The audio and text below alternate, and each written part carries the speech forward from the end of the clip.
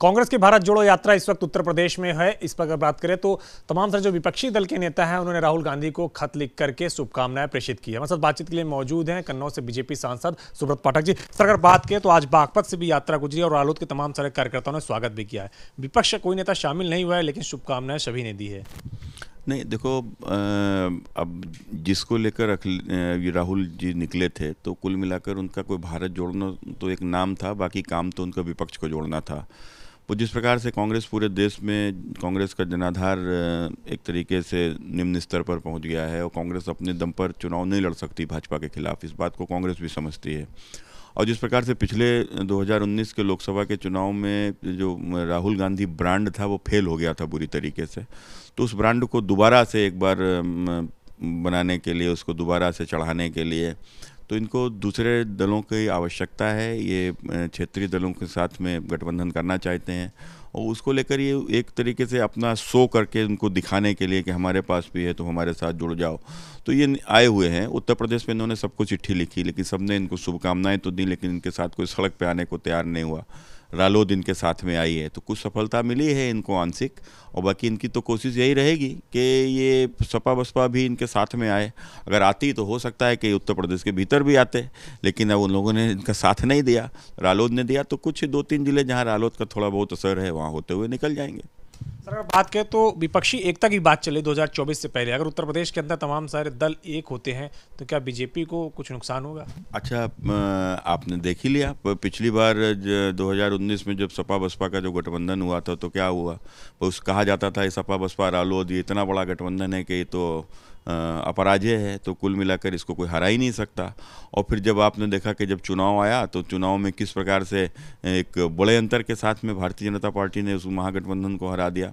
कुल मिलाकर विषय ये नहीं है कि टेबल के ऊपर कुछ राजनीतिक लोग बैठकर आपस में गठबंधन कर लेंगे तो नीचे भी वो गठबंधन सक्सेस होगा। गठबंधन वो सक्सेस होता है जो नीचे होता है, बूथों के ऊपर होता है। बूथ पर रहने वाली तमाम सारी जातियों ने आपस में गठबंधन कर लिया। क्यों? क्योंकि वो देश का प्रधानमंत्री अपने ही बीच से निकले एक व्यक्ति नरेंद्र मोदी को बनाना चाहती थी, सोने की चम्मच लेकर पैदा हुए राहुल गांधी को नहीं। तो इसीलिए उन्होंने देश का प्रधानमंत्री बनाने के लिए आपस में गठबंधन किया, जो आज तक जारी है। सर, इससे सवाल एक इतना है, आजम खान ने सुप्रीम कोर्ट में याचिका लगाई थी कि उनके खिलाफ जितने भी केस उत्तर प्रदेश में चल रहे हैं उसको बाहर भेजा जाए, उत्तर प्रदेश में किसी मामले की सुनवाई न हो। हालांकि सुप्रीम कोर्ट ने उनकी याचिका को नहीं सुना है और साफ तौर पर मना कर दिया है। देखो, अब कुल मिलाकर जिस प्रकार से उत्तर प्रदेश में आज गुंडों माफियाओं के ऊपर जो कार्रवाई हो रही है तो वो सभी लोग विचलित हैं, जिन्होंने सत्ता का दुरुपयोग करते हुए कहीं ना कहीं एक लोगों का शोषण किया है, लोगों के ऊपर जिस प्रकार से अत्याचार किए हैं, आज उनको मौका मिल रहा है तो आज वो अपनी बात कह रहे हैं। और जब उसके ऊपर सुनवाई हो रही है और सुनवाई के बाद यदि उसमें प्रमाण मिल रहे हैं तो कार्रवाई हो रही है, तो ये लोग घबराए हुए हैं। तो लेकिन अगर उत्तर प्रदेश के बाहर भी चले जाएंगे तो उसके बाहर में क्या कोई उसको सत्य को कोई असत्य थोड़े ना कह देगा। लेकिन जो व्यवस्था है तो शायद सुप्रीम कोर्ट ने उस व्यवस्था ही के नाते इस चीज़ को नकारा है। सर, एक सवाल और है, निकाय चुनाव को लेकर भी सुप्रीम कोर्ट में आज सुनवाई होनी है और समाजवादी पार्टी लगातार कह रही है कि बीजेपी आरक्षण समाप्त करना चाहती है, इसीलिए ओबीसी आरक्षण सही से नहीं हुआ। अच्छा, अब इनके पास में मुद्दा क्या है? इनके पास में क्या मुद्दा है सरकार के खिलाफ?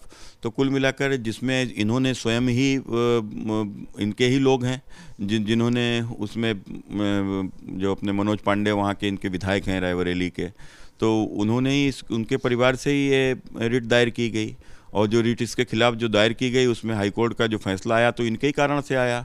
तो इनकी ही पार्टी उसमें लगाती है, इनकी पार्टी आरक्षण का विरोध करती है और उसके बाद में जो हाईकोर्ट फैसला दे देता है तो यही चिल्लाने लगते हैं। जबकि हमारे मुख्यमंत्री योगी जी ने स्पष्ट रूप से कहा है कि बगैर ओबीसी आरक्षण के चुनाव नहीं होगा। तो कुल मिलाकर हम लोगों ने सुप्रीम कोर्ट में रिट भी दायर कर दी है। जब उन्होंने कहा है कि बगैर ओबीसी आरक्षण का चुनाव नहीं होगा तो नहीं होगा। अब इसमें राजनीति करने की कौन सी बात है? और राजनीति वो लोग कर रहे हैं तो इनको दिखाई नहीं पड़ा अभी बिहार में किस प्रकार से बगैर ओबीसी के आरक्षण के चुनाव हो गया।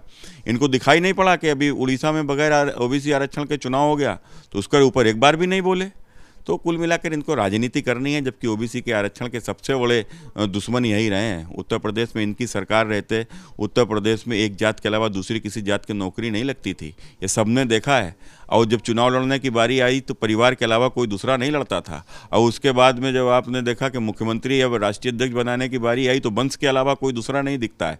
कि मैंने मुलायम सिंह जी के बाद अखिलेश ही आए, तो वो लोग इस बात की बात करते हैं कि जिन चौधरी चरण सिंह जी जो पिछड़ों के सबसे बड़े नेता हुआ करते थे, और उसके बाद में उनकी विरासत किसको मिली? मुलायम सिंह यादव जी को मिली।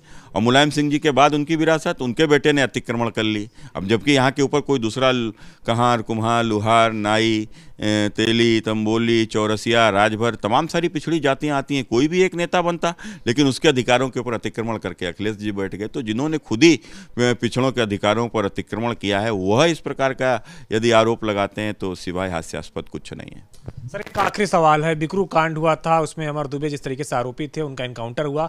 उनकी पत्नी खुशी दुबे को जिस तरीके से उत्तर प्रदेश सरकार ने हिरासत में लिया था, नाबालिग कह रही थी, आज सुप्रीम कोर्ट ने माना है कि नाबालिग रही है खुशी दुबे और जमानत भी दे दी है, जबकि उत्तर प्रदेश सरकार इसका विरोध कर रही थी। नहीं, देखो, ये कुल मिलाकर ये सरकार का विषय नहीं होता है, ये तो पुलिस का विषय है। पुलिस ने मुकदमा लिखा और फिर मुकदमा लिखने के बाद उसमें चार्जशीट लगी।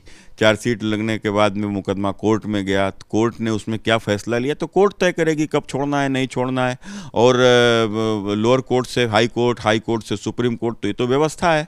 अब सुप्रीम कोर्ट ने यदि उसमें उसको जमानत दिया है तो निश्चित रूप से कुछ सोच समझ कर दिया होगा। तो सरकार पर बड़े प्रश्न उठ रहे थे, खासतौर से जमानत को लेकर के कि खुशी दुबे की जमानत का विरोध क्यों किया जा रहा है जबकि वो नाबालिग है। देखो, कोर्ट में सरकार कुछ नहीं करती। कोर्ट में जो होते हैं, तो जो वकील होते हैं, वकील जो है कहीं ना कहीं वो अपने पुलिस के आधार पर ही चीज़ों को करते हैं।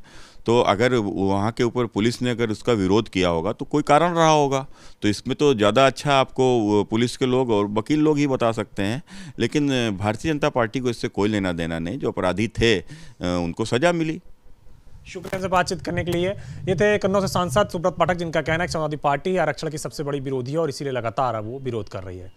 कैमशन धर्मरत्न के साथ अविनाश तिवारी, एबीपी गंगा, दिल्ली।